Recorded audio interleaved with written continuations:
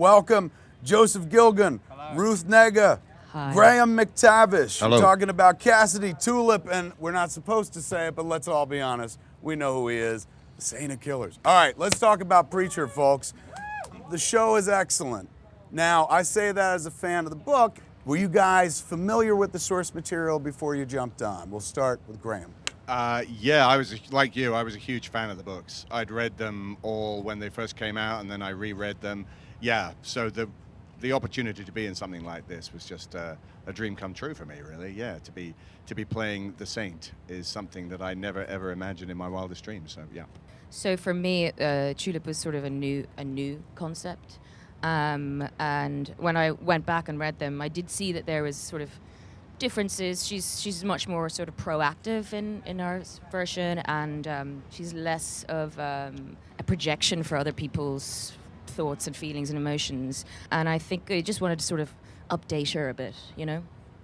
What about you, Mr. Gilgun? Were you familiar with it before they said, "Hey, we need you"? No, I wasn't. I can hardly read at all. I'll be honest with you. I'm useless at reading. So I did very little school, so I can't really read. So the idea of reading in my free time is like just a terrible nightmare. So I've never read a comic. You'd think it'd make much more sense reading comics because it's all imagery. Right. But it's not. It's just terribly stressful. We're here at Comic-Con. You all have familiarity with the genre world. You were both on Misfits, not together, but separately? Yes. What was that like?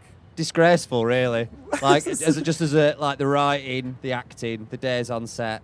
It's a disgraceful show that I'm really proud to have been a part of. Yeah. Graham, you Hobbits. Yeah, well, that was exactly the same on The Hobbit, constantly trying to get people out of shot. Could you just look? This is move away. Yeah, no, I mean, That Gandalf spooky. dude was It like spooky doing this. listening to you. Yeah, it was just like, wow, they same as me. No, The Hobbit was, yeah, completely. The main comparison with this is obviously there's a devoted fan base for that show, and you feel a responsibility towards that fan base. You know, when you're making something like that, and when you're making something like this, you have to be responsible to it. But as you say, you also have to take it in a new direction. Otherwise, it doesn't really fit the medium that you're working in. So you have to be mindful of that. Yeah. How have the fan base reacted to your interpretations of the characters?